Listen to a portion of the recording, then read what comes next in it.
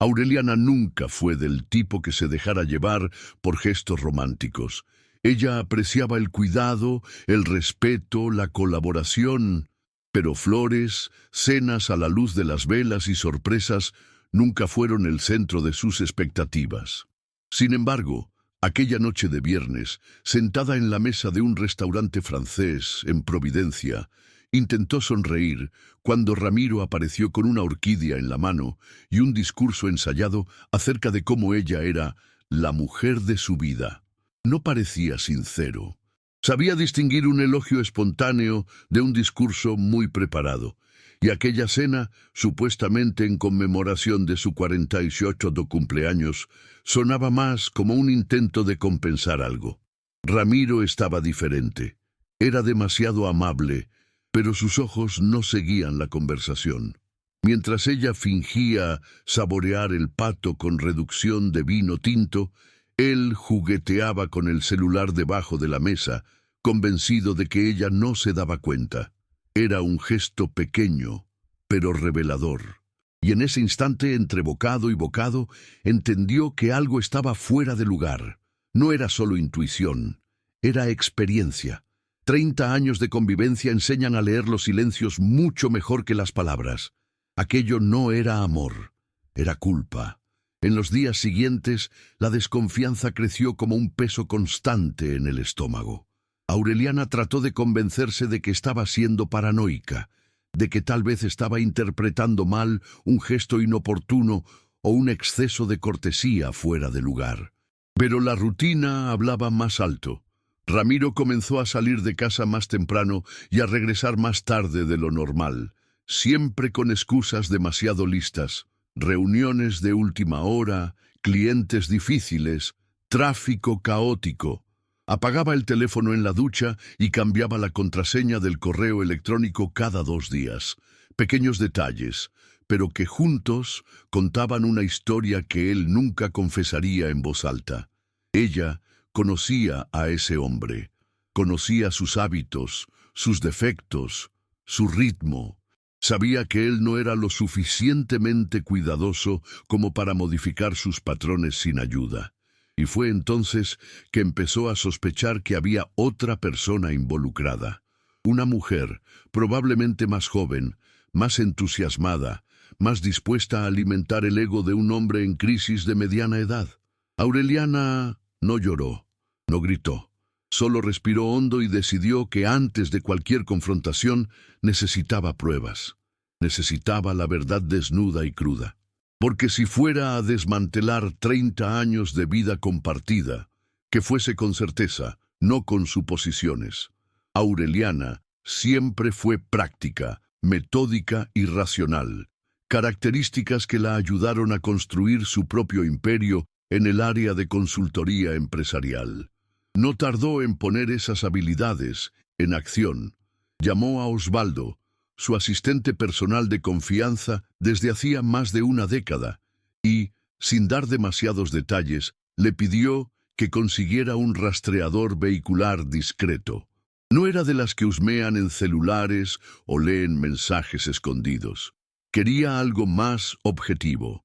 Saber a dónde iba cuando decía estar en una reunión y con quién se encontraba realmente. A la tarde siguiente, mientras Ramiro se duchaba, Osvaldo instaló rápidamente el aparato bajo el chasis de la camioneta negra. Aureliana agradeció con un leve gesto, sin añadir palabra alguna. Lo que siguió fue una rutina silenciosa de monitoreo.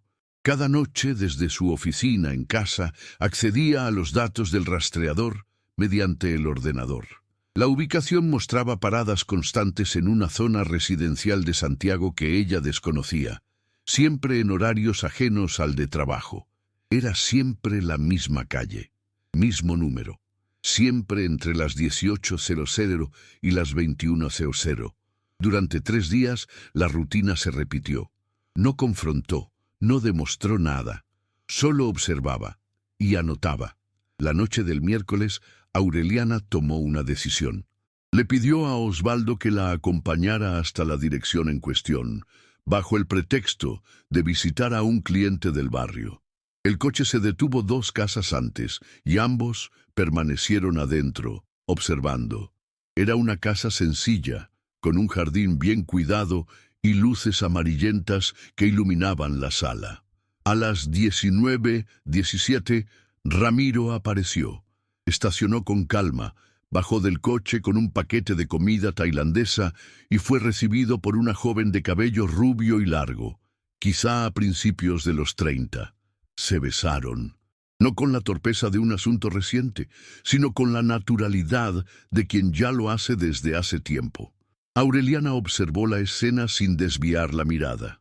No lloró, no maldijo, no gritó, solo sintió una mezcla de humillación, ira contenida y una tristeza que no sabía muy bien dónde albergar. Permanecieron allí por unos 40 minutos, tiempo suficiente para ver cómo se apagaban las luces y comprender que aquello no era simplemente una escapada ocasional, era una vida paralela. Cuando le pidió a Osvaldo que encendiera el coche y diera la vuelta, su voz estaba firme, pero su mandíbula apretada delataba el esfuerzo por no desmoronarse. Allí, por primera vez, no tuvo más dudas. Era traición, y era seria. Aureliana pasó los 2 días siguientes observando a Ramiro con otros ojos. Ya no era el marido, era un extraño. Cada gesto, cada palabra, cada suspiro parecía ensayado, y ella, ahora consciente del teatro, comenzó a analizar las entrelíneas con más precisión. Cuando él decía estar cansado, se preguntaba si era el cansancio del trabajo o el de la mentira. Cuando sonreía durante el desayuno, imaginaba si la sonrisa seguía siendo para ella o para la otra. Pero el mayor dolor no era la traición en sí, era la forma en que él subestimaba su inteligencia. Era como si creyera que podía llevar esa doble vida para siempre, como si Aureliana fuera ciega, o peor, complaciente. Sabía que tenía que entender hasta dónde había llegado, y para ello revisó los registros de la empresa, los movimientos bancarios, los accesos a la caja fuerte en la oficina privada que solo ellos dos conocían. La sorpresa llegó una tarde silenciosa de viernes, cuando al abrir el sistema de cámaras se percató de que Ramiro había accedido a la sala restringida la semana anterior, en un sábado por la mañana, hora en la que ella se encontraba en Valparaíso visitando a su madre. Ese mismo día, él había salido con una mochila. Siempre había pensado que la caja fuerte era simbólica, un vestigio de la época en que manejaban contratos en papel, pero ahora todo tenía sentido. Él había tomado algo, y no era poca cosa. Con el corazón acelerado fue hasta el cofre personal y tecleó la contraseña que ambos conocían. La luz verde parpadeó. El cofre se abrió lentamente. El interior estaba casi vacío. Donde antes había paquetes de dinero para emergencias, alrededor de $470,000 acumulados a lo largo de años de trabajo, dividendos, reservas, ahora solo quedaban papeles irrelevantes y una pulsera de oro olvidada. Aureliana guardó silencio durante largos minutos. Miró dentro del cofre, como esperando que el dinero reapareciera por arte de magia. No apareció. Se sentó en el sofá de cuero de la oficina y permaneció allí, inmóvil, con las manos entrelazadas sobre el regazo. No lloró. Era como si el shock hubiera congelado todo en su interior. Aquello era más que traición, era robo. Era la ruptura total de un pacto que iba más allá del matrimonio. Era una puñalada a la confianza, a los planes, al esfuerzo de décadas. Cuando finalmente se levantó, no fue por desesperación, sino con una claridad incómoda. Ramiro no saldría impune. Aún no sabía cómo lidiaría con todo aquello, pero estaba segura de que lo enfrentaría. Y lo haría mirándolo a los ojos, con toda la dignidad que aún le quedaba. Ramiro salió de casa a las 5:47 de la mañana del domingo. Aureliana ya estaba despierta, fingiendo dormir, con la mirada fija en la pared, mientras él se vestía en silencio, como un ladrón que sale por la puerta principal. Ella no se levantó de inmediato. Esperó 20 minutos, tiempo suficiente para que él se alejara, y luego se preparó. Se puso unos jeans oscuros, una blusa de lana, se recogió el cabello en un moño práctico y cogió las llaves del coche. Antes de salir, pasó por la oficina y guardó en su bolso un sobre con documentos que había separado la noche anterior. Extractos bancarios, registros del rastreador, copias de las imágenes de las cámaras. Nada de eso sería llevado a la policía. Todavía no. Pero necesitaba tener todo en sus manos por seguridad. De camino a la casa en Santiago, sentía el pecho firme, como si algo dentro suyo se hubiera endurecido. El miedo había quedado atrás. Ahora había un nuevo tipo de fuerza. Una ira fría, calculada, que venía desde lo más profundo. Llegó al destino poco antes de las 7 de la mañana y estacionó el coche a media cuadra. El cielo aún estaba gris, con ese aire húmedo de madrugada que precede al caos del día. Y allí, en el asiento del conductor, respirando hondo, supo que era el momento. Era la hora de la verdad. La casa tenía las ventanas abiertas y una luz tenue en la sala. Aureliana bajó del coche y caminó hasta la entrada como si formara parte de aquella calle desde siempre. Tocó el timbre una sola vez. El tiempo que transcurrió hasta que alguien respondió le pareció una eternidad. Cuando la puerta se abrió, no apareció Ramiro, sino la joven rubia, Georgina, como descubrió al acceder a los datos del condominio donde se ubicaba el inmueble. La expresión de la mujer cambió del susto al desagrado en segundos. Aureliana no esperó a ser invitada. Con una calma inquietante, preguntó si Ramiro estaba. Antes de que la joven pudiera responder, él apareció en el pasillo, en bermuda y camiseta, con el cabello despeinado. Se quedó paralizado al verla. Ninguna palabra se dijo en los primeros segundos. Fue un silencio denso, cargado de todo lo que había de decirse. «¿Dónde está el dinero, Ramiro?», fue lo primero que dijo, sin elevar la voz. La pregunta cayó como un peso en la sala. Él trató de disimular, balbuceando algo acerca de no entender de qué hablaba. Pero Aureliana no parpadeó. «Lo tomaste todo. ¿Estás conmigo o con ella?», continuó. La tensión se extendió por el ambiente. Georgina miraba de uno a otro, confundida, intentando comprender la magnitud de aquello. Ramiro, acorralado, comenzó a justificarse, pero su voz temblaba. Aureliana se dio cuenta de que él no estaba preparado, y que el control de la situación ahora era todo suyo. Ramiro intentó mantener la compostura, pero era evidente que ya no tenía dominio alguno. Aureliana entró en la casa sin pedir permiso, atravesó la sala y vio la mochila negra sobre el sofá, la misma que él había llevado el sábado en que accedió al cofre. Abrió la cremallera sin titubear.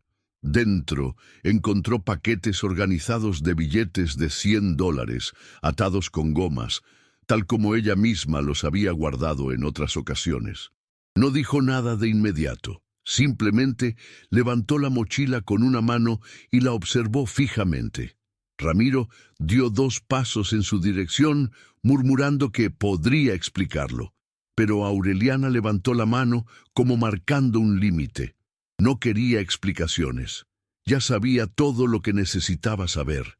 Lo que más dolía en ese momento no era el dinero, que representaba años de esfuerzo, sí, sino el hecho de que él había huido con otra mujer, mintiendo, robando y dejándola atrás con el peso de un matrimonio vacío.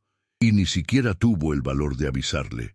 Simplemente había desaparecido. Miró a su alrededor, notó los cuadros, los objetos decorativos, los detalles que revelaban una vida paralela en construcción. Y fue entonces cuando entendió. Ramiro no solo había sido infiel, era un cobarde. Aureliana dio media vuelta y salió de la casa con la mochila en las manos, cruzando la acera con pasos firmes.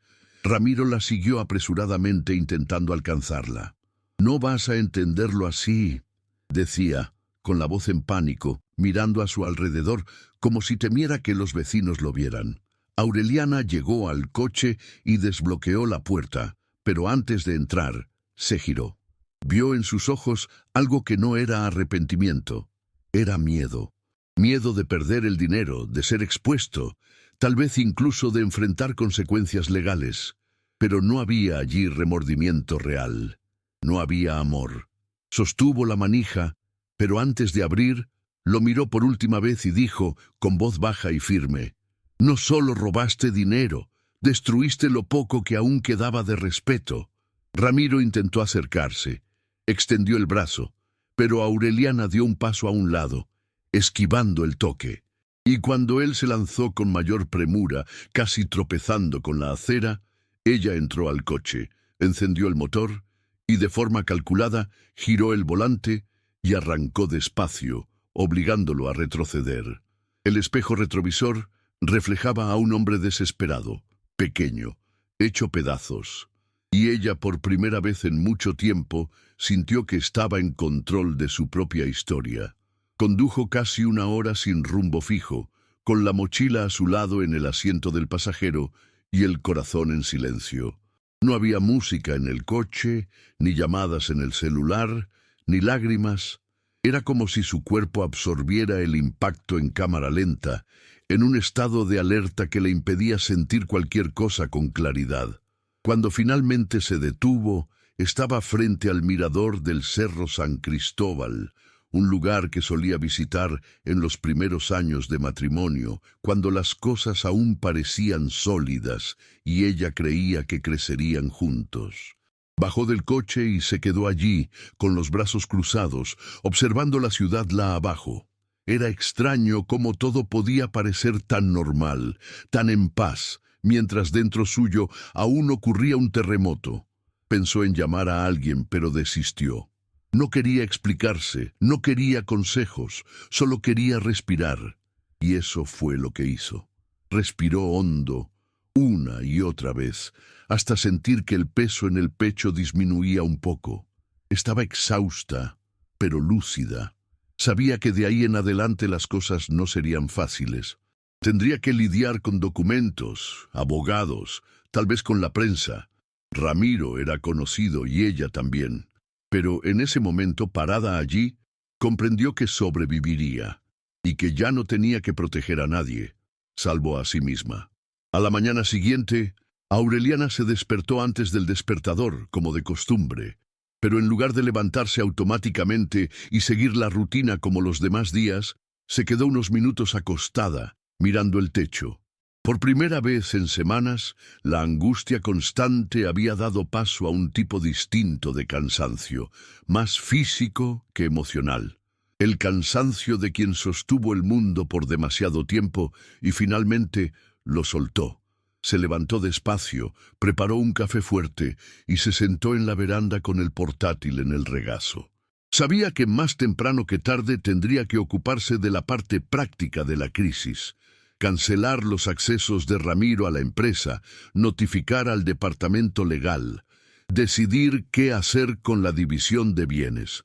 Pero antes de eso, necesitaba retomar su identidad. Pasó las siguientes horas escribiendo, no un correo electrónico, no un informe, simplemente escribiendo como quien recoge los escombros después de un terremoto. Puso en papel todo lo que había visto, sentido y soportado. Fue casi un inventario emocional. Cuando terminó, se sintió vacía, pero también más ligera.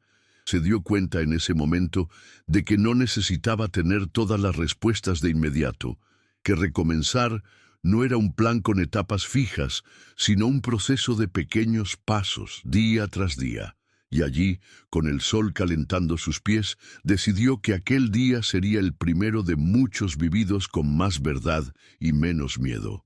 Al final de la tarde, regresó a la oficina. Entrar allí, sola, con la llave que ahora era solo suya, tenía un peso simbólico difícil de explicar. Durante años, aquel espacio había sido compartido con Ramiro, tanto en el sentido profesional como emocional. Pero ahora, al abrir las cortinas, reorganizar el escritorio y encender el ordenador, sentía que algo estaba cambiando de verdad. Llamó a Osvaldo, le explicó la situación con calma y le pidió discreción.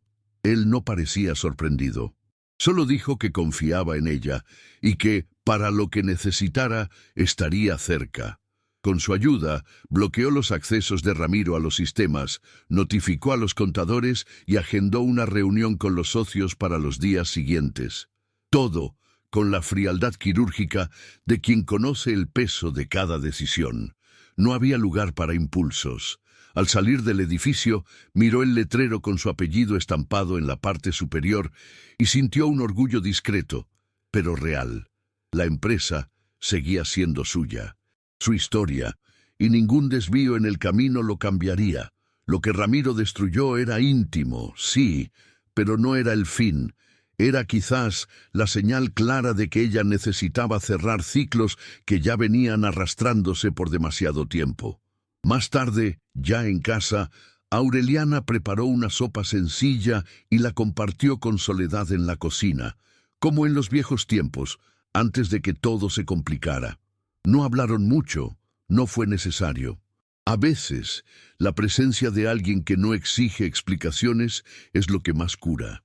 Cuando la amiga se fue, Aureliana recogió los platos, se lavó las manos con calma y al pasar por la sala, se detuvo frente al espejo de la estantería. Por primera vez en semanas, logró mirarse fijamente. Sus ojos estaban cansados, pero en ellos había algo distinto. Una ausencia de culpa.